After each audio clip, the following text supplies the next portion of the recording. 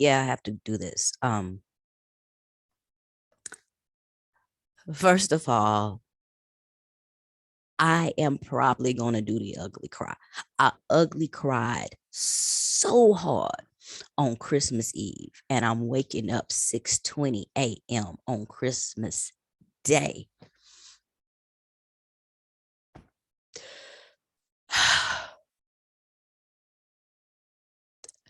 You know how like they do those sappy Lifetime movies and they be like, oh my gosh, it's the miracle of Christmas. And then there's like a mistletoe and the girl and the guy kiss and then the snow comes down and it's like, it's Christmas. Okay, that was so bad for y'all. Let me get my emotions together because the high notes ain't hitting. Um, I straight ugly cried, y'all. And like legitimately, if there was a moment in my life in Africa, like the snowflakes could come trickling down, they would trickle down either like this morning, like right now when I'm talking to you guys and giving you this truth, or they would have trickled down last night at like 8:19 p.m. So I have to give context and give truth to all of this because your girl is in all of the emotions. And y'all know it's a hard December. Like let's just be honest. Like I'm coming to you on a new but old channel.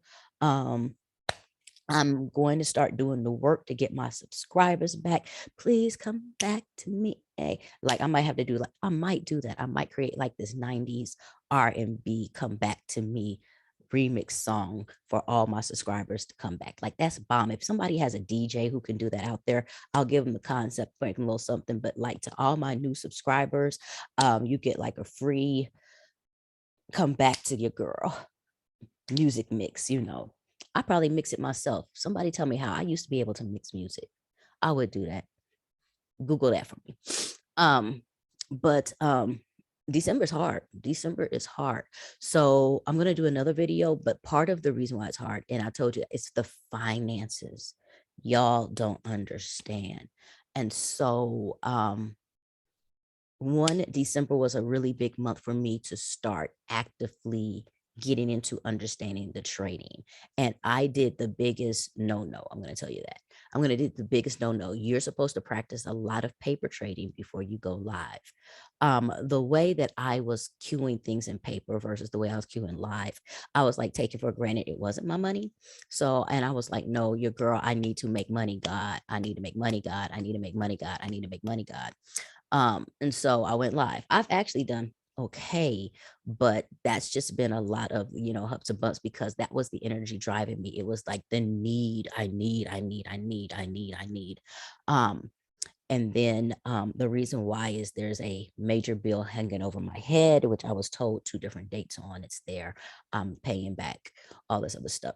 So what happened is when it came down to Christmas time, I think I was so much in my head and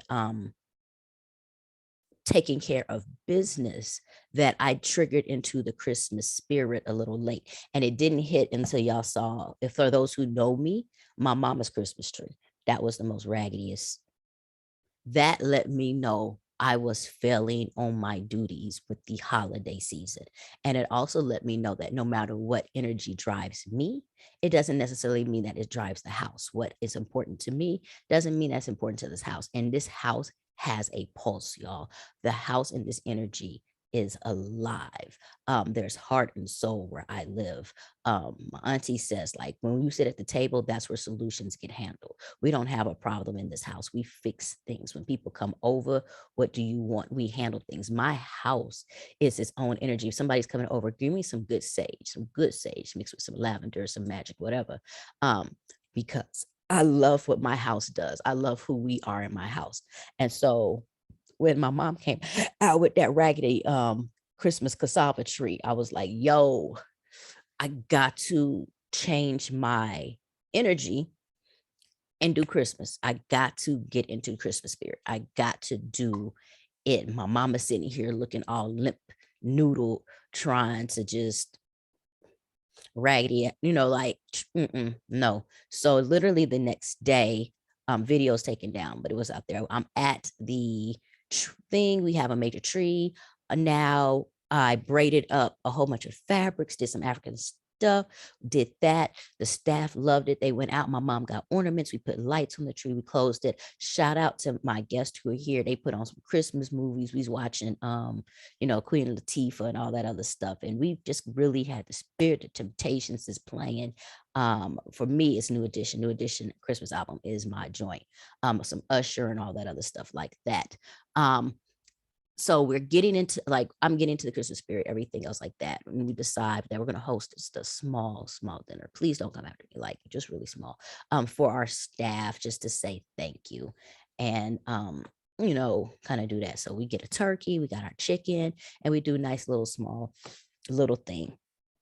And, I'm so used to being Santa Claus or, that I love bringing joy to people. That's what I really do. I really love memories and moments. Y'all don't understand. That's like my biggest passion in what I do. I like creating moments.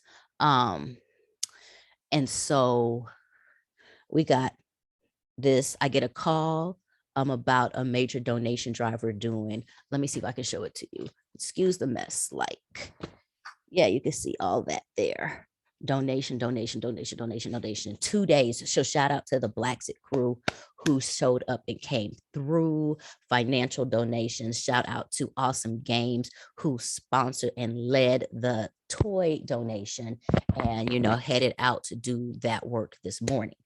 The candy, all kinds of stuff. And then yesterday, so came out in my fly gear, everything, and really just watched my staff celebrate the laughs and the jokes and the dances. And we put on our little video interactive game and was dancing, and my mom came out and was Mrs. Claus, and we played Feliz Navidad 17 times. And I gotta put my little mic on. Where's my little thingy? I'll figure that out. And literally just breathed and stepped back and was just see what your energy can do. Get out of your head, see what your energy can do. And had babies running, eating turkey legs and chicken, and people doing what people normally do. Y'all know family members. We got the chef hiding food because that's what he do. He hide food, not from us. He hide food. He hide food to make sure everybody got a plate. Everybody gets a plate. We walking plates over to our friends who stay across the street. We walking plates, to oh God, I just thought about that. Let me go save this plate for my homegirl before she come on this live and whoop my tail. I just thought about that. We forgot one person, technically two. Okay, we'll take care of that. My mom did some kind of sweet potato thing. Ain't as good as my sweet potato casserole that I did for us giving though. We had greens. My mom had, I forgot what it is.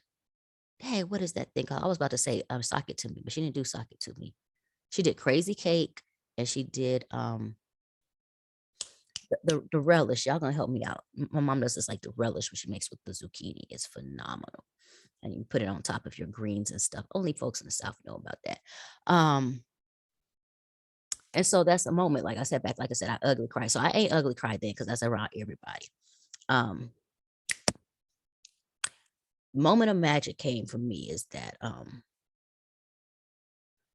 in the midst of everybody just having all this joy to the world, Safari rolls up and he has my car. Y'all understand, this is a whole nother video about the saga of the Suzuki, which I'll do. But my car has been in the shop since July. I want you to count that. July, August, September, October, November, December. And he rolled through with my car. And I didn't even remember the car. You don't understand. It's been so long since I seen this car. They were started up. I forgot I had the wireless remote and I was looking for the key. It was just a mess. My mind was blown. The reason why the car, like, you don't understand, I cried, I broke. um Emmanuel is sitting there screaming hallelujah. My mama's praising Jesus over it. We all running around the car. I'm crying. I'm holed up to that car like the car just came back from war. And it, like, and that's my long lost son who came from war. And I'm hugged up, cuddled up in the car. I mean, get me a blanket and a snuggie. I would have slept in the car. I promise you, I would have slept in the car. I would have slept in the car. I don't know why I didn't sleep in the car, but I would have slept in the car. The reason why the car, because I know you're like, this is real materialistic. It's not. With all the financial strains, I had technically been paying double for the last 6 months, because if you paid attention, I had taken out the loan to pay for the car because you have to pay the car in cash full. And so I have been paying on a car that I'm not using this entire time. Plus, I'm paying rentals to use other cars for paying for gas and taking care of so many things. Not even take care of so many things. Like, one of the big things with my cousin connection is doing, like, we set up runs. We take you to the bank, we take you to MTN, we take care of you, we take your Visa. When we offer this service at a very feasible cost. If you remember, my cousin connection is $80. If you're not, it's like about 110. Very fair. The reason why is transport and everything. So your typical rental just to run around for a day. No, your typical taxi, if you ask for about a day, can range between $40 to $60 fairly to ask for somebody to be there all day. For your rental, we're at like $40, $45. And then all rentals come with no gas. So we're automatically having to put gas into the car. So what's happening is, if you now notice these numbers, in order for us to be fair with my cousin connection, wasn't making any money, like $20 barely, on each of these. And we have run some major things. So what's happening is, I'm running this business that I have with a very, very small profit margin because I'm trying to keep things fair and not put all the cost on the consumer, and that because I'm eating up cost. So that's why I say I was double paid. Then you go through this whole mix of transportation where it's like, okay, should I just take a taxi or do I rent a car? And by the time you took, like, let's average 5,000 for a taxi, and that's average. It can be 7 to 8,000 if you're using your apps right. This is a whole nother conversation. So by the time you go there and then you come back, you're kind of like at 14, 15,000, right? The problem comes in is if you have to run a other errand.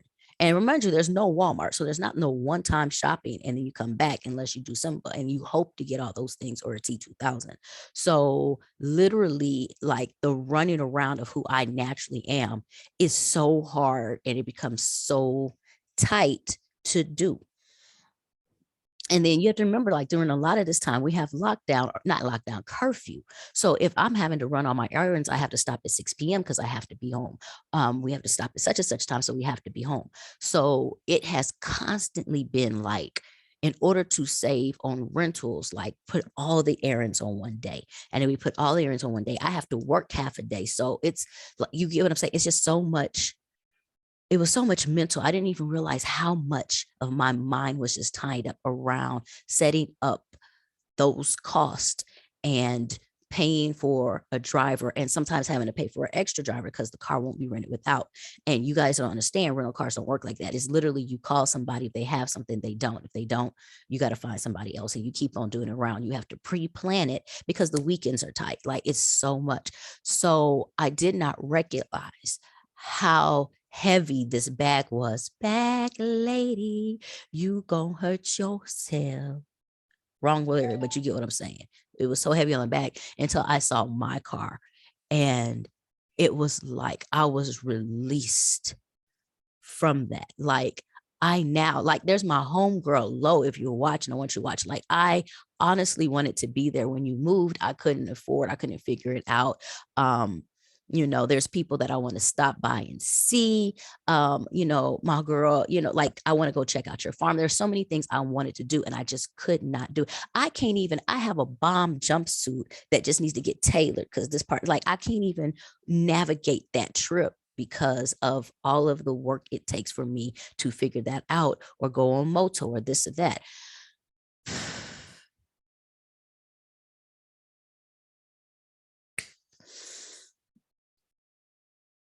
I can't even show y'all the video. The video is ugly. I might leak it on Instagram so y'all can check out my Instagram of me when the car comes.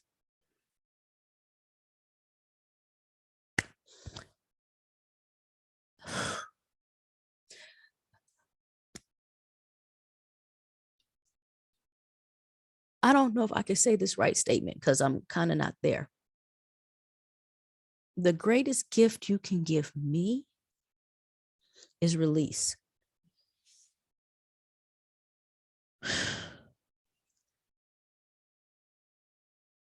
I don't like being confined. I think or control. Like my song is "You Got to Be Free," you know, Denise Williams. When you release me, I'll take care of it. I can do it. So I didn't realize like last night when that car rolled up, like I'm about to go rub on it, all the parts. As I'm so grateful.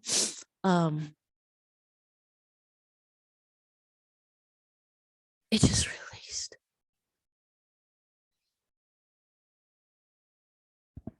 I don't have to ask not realtors, like renters or car renter people for permission to go places. I don't have to say no to wanting to visit a friend or something. I don't have to pray every time I get on a moto because I got a lot of people scared that I ride motos a lot, but it's feasible and affordable. I don't have to fight with moto drivers because they don't understand English and they don't know how to use a GPS. Like, and it's mine. Like, I don't have a problem paying for this because it's mine. It was a strategic decision. So on Christmas Eve, for me here for 2021, I lived joy. I don't want to say this the wrong way, but I lived the hustle. Y'all don't understand. Like us running around, getting toys for the kids to do donations and getting clothes and stuff like that. I loved that piece. Like I love shopping. Shout out to my girl. I can't remember what your name is on. I was sitting here and say Sylvia. Oh, that I'm saying your name. Shout out to my girl who was there every step of the way. So we sitting there fighting about what a 9-year-old want. I was wrong. And just trying to overthink the beauty of presenting moments. Fighting about candy bite, candy size with candy's the best for kids, whatever. I was like, that with a 2-year-old, like, girl, it was just so fun to be out there hustling. Shout out to my girl Renee, who is right there the whole set of time. But we had joy. Like I really want to sit there and play Give Love on Christmas Day. Oh, I don't know all the words, but I think that's absurd that I can't cry this loud. I need to know what is this love. I know I've messed up all the words, but like that's my song. You don't know. Give Love on Christmas Day and this Christmas, but Give Love on Christmas Day is my song. And then New Editions, Christmas All Over the World. That's my other joint. Oh, and then Let Us Know. Oh, and I gotta play this one more. There's a Christmas song, Not Alone by Boyz II Men. That's my secret song. I love that song. But today we wake up and I can't wait to do the work that we're going to do. No gathering. I want to make sure that it's clear. We are following every single strategic rule in the COVID outline mandate from the government. We're 100% follow all those rules. So there's absolutely nothing happening that is not part of the accepted protocols and procedures. We're passing out and letting go, and gloves and all that stuff. Like social distance, but we're giving love on Christmas Day. And that is why I that's why I sing. Like I love it. I love it. I love it. That's the energy that drives us. That's what we do. Man. Um, the last thing I want to say real quick is for those who are new, um, one of the biggest, I can't say that anymore, but one of the most important videos that I ever did was when I was in Liberia. I'll give you the story. Story time. So Liberia was on some punk stuff. And what happened is when I first agreed to go work in Liberia, they told me that I was going to get 2 trips a year, meaning I could come back home. I talk 2 times a year. So I actually went out into Liberia like around October and at the beginning of December, because at that time, the only thing that my family did was Christmas together. My family is just in multiple places. And I say that because I'm child of divorce. Therefore, there sometimes you have to be here, sometimes you have to be there. Then I also am a traveler. Like we like our family lives all over the US. So things were hard. So what had always been our tradition is we gather for Christmas. It doesn't matter the other holidays, we would gather for Christmas. And one thing about being a child of divorce is that my parents let the children come first for Christmas. So even though they were divorced, we would all be in the same house on Christmas Day. And those traditions are just hilarious. Like my dad makes us every year act out the birth of Jesus. And I'm rolling my eyes because it's like one of those things that, man, it gives him so much joy. And his children have no talent, like, because he's a singer and he makes us sing all the Christmas songs. It's the most horrible sounding thing in the world. And he really be sitting there trying to smile. My mom is in the other room, like, oh my God, save me. Like, oh, little town of Bethlehem, and that high note. And like, you understand, it was 4 of us. Like, we can't hit not near, no, ain't no hard, just, but that's what we do. um the cooking and all that stuff like that, that's what we do. We come together during Christmas. So I'm in Liberia, and that was my one thing. I had no problem moving to Africa as long as I used my trip to come home for Christmas. Well, with come December, I was kind of like, yo, what's the process? Like, I'm not hearing anybody talk to me about tickets. And that's when they sent me down there like, oh, we think you misunderstand. When we said 2 trips a year, we meant one trip to Liberia, the other trip back from Liberia. And I was like, that ain't really what was told to me. It's bogus. Now, when I was there, I was like 30, and it's some politics involved. So I couldn't really go off. I really couldn't. I was just betrayed. Like, I was just sitting there like, yo, I'm 100% betrayed in this moment and I can't do anything. So I'll give y'all the whole story. And so I was devastated, but you have to hide it. Wear the mask that grins and lies that hides the face and shades eyes. And I was just sick. I was just sick. Because I didn't want to spend Christmas there. That was not the thing for me. I was supposed to be with my family. That was my little hit, then come back to the continent and be okay. So I just remember, like, I was walking about where I was living, and I stumbled onto like this warehouse that was gigantic, like a half the size of a gym. I'm not gonna go too big. And in that house was nothing but like clothes, clothes, clothes, clothes, clothes, all these donated clothes, all these donated clothes. And at the time we were doing work in one of the villages. I was doing work with the Universal Outreach Foundation. I still to this day support them. I love everything they do. Landis and oh God, I forgot to forget. Is it Keith or Kenneth? Like, but Landis is my girl. Landis White. Love everything that they do. And so one of the things they were doing, they was building a school out there. And so I was actually getting to help, kind of like as a board member. I was the secretary of the board at that time. And so I was helping them build a school. So I stumbled upon all these clothes and just whatever, whatever. So I actually first went into like the owners and asked, and they're like, no, we don't do anything with them. So I was like, can I have these clothes? And they were like, yeah, whatever, toss them, like whatever. So I started to, I took a day out, like after teaching. I was teaching at the university, and I was went in there with my homeboy Dennis, and we just started pulling out clothes because they had been in there, they had been rotted. So we had to pull out what was tangible and what was not tangible, like pick and clean away. And so we just started, like, I'm sitting there tossing, good, not good, good, not good. And I'm telling you, the clothes had been in there for so long. Like, we found prescriptions of stuff that was dated 10 years back. It was that bad. Well, at the time, the neighborhood, we're in the city, the street, I guess they whispered to Dennis and they were like, hey, does she want help?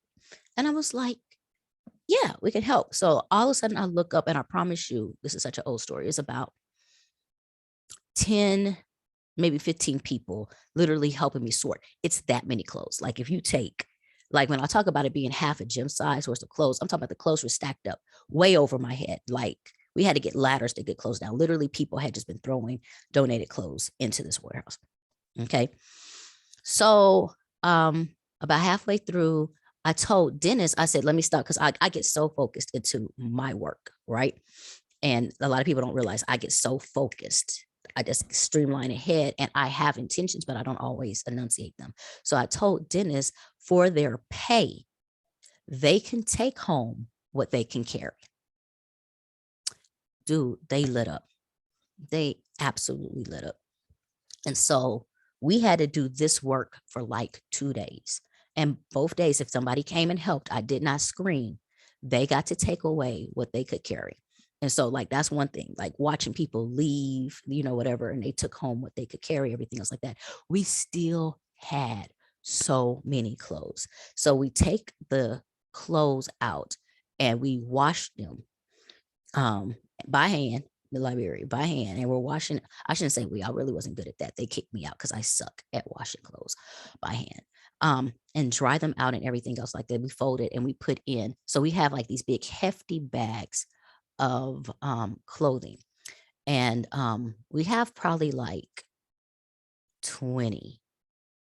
No, so that's actually, we had like 28 hefty bags packed to the brim of clothes that we're trying to stuff into this car. And one of my first issues is that I got a telephone call from the people over the well house talking about, we need half those bags. I'm like, you don't need half those bags. We need half those bags. Because what happened was I didn't get the telephone call. Somebody else got the telephone call, and we were packing up. I saw them taking bags out of the car, and I was like that. And that's when they told me the truth.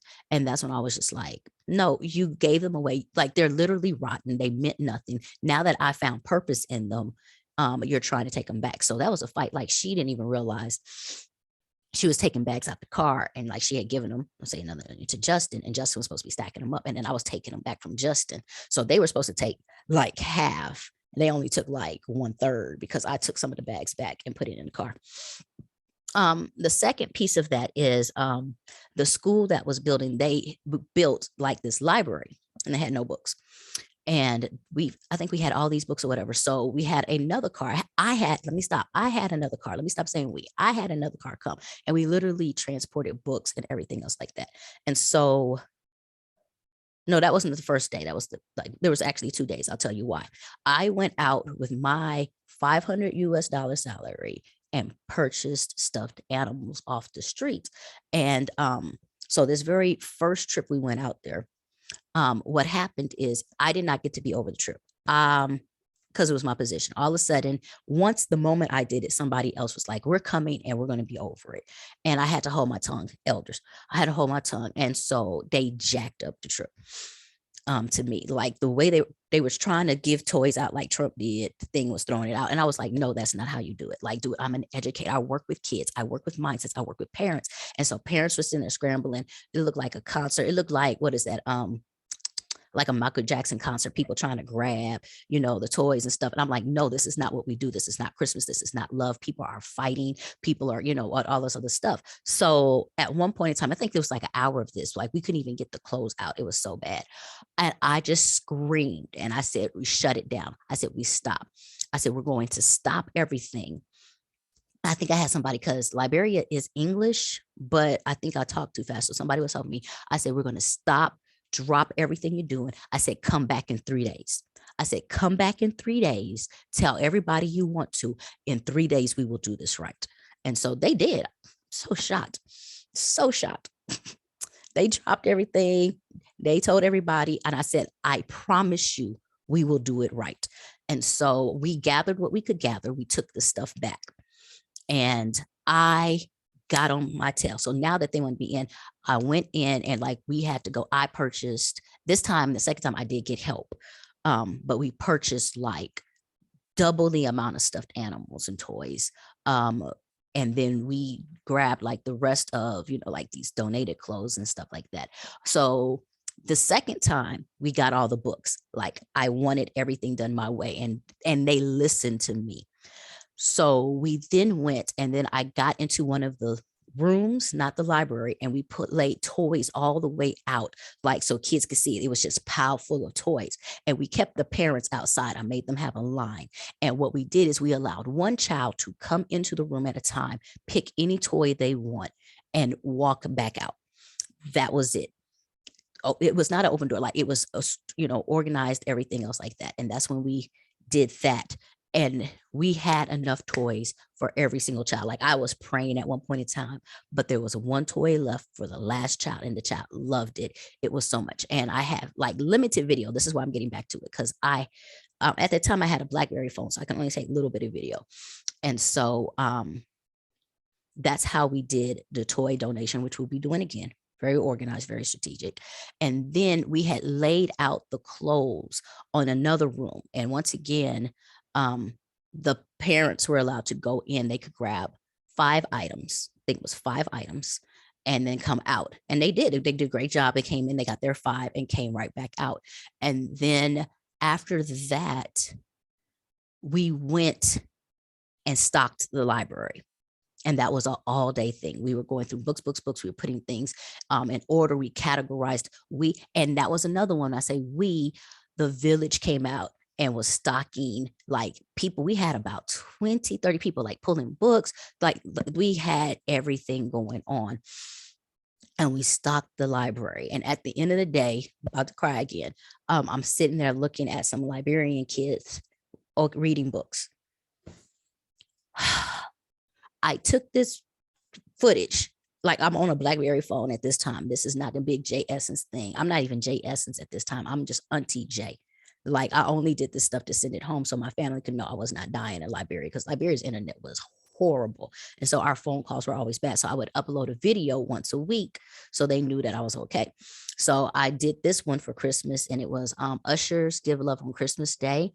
And I placed all that video on top of that. And that was my Christmas there. So that was, Christmas 2008, my Christmas there. So that was kind of my Christmas present to me, because I was like, if I can't be with my family, then I'm going to do this. And that, like, when we talk about the hackers who deleted everything, like part of me be like, don't, like, I hate that video was deleted. And I can't pull it up because I no longer have the computer, because the computer was crushed. I don't want to say crashed. It was crushed, that had all that footage on it. And even if I was able to salvage things, it was in my Google Drive, to which was hacked as well. So that's the footage I lost. Like I'm putting it through my head because I put all of that together. Sort of got my mom's calling me. Put all of that together. And that's what was my Christmas in Liberia. And yeah, my mom's calling people. Christmas morning, time to wake up. You don't sleep late on Christmas morning. Never understood that. Kids who are spoiled sleep late. Me and my brother was up at the crack of dawn. Let me say that again. Dawn. Okay. Sitting there looking at stuff underneath the tree. That was the Liberia video. Like I said, I hate that got deleted, because that one was my heart. I used to watch that. God, that was a beautiful moment. Those are beautiful moments that we turned around and did that for. God. So I think I'm just kind of happy that I can kind of get back to that. And we'll see what happens. It's Christmas all over the world tonight. It's Christmas. That was okay. That was a joint.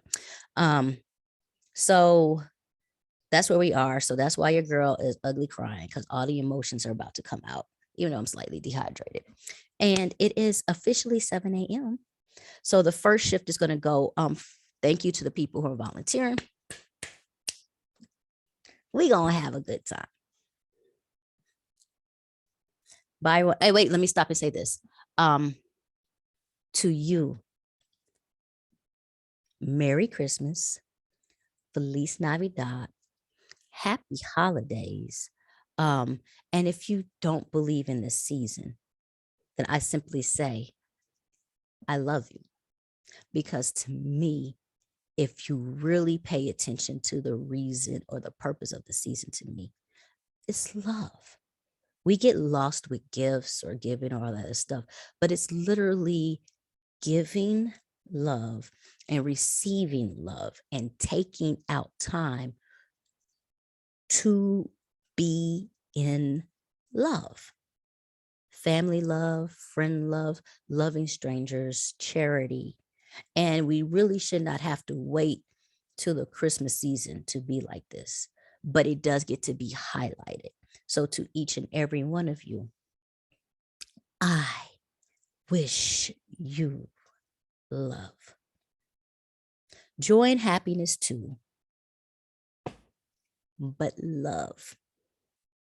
Because grandma got ran over by a reindeer, and she did not do that if she did not want you to be there for love. That was a horrible segue, but for all those people who know grandma got ran over by a reindeer, that song, which pops in the streets, much love to you. All right, peace. I'm hot and I'm dehydrated.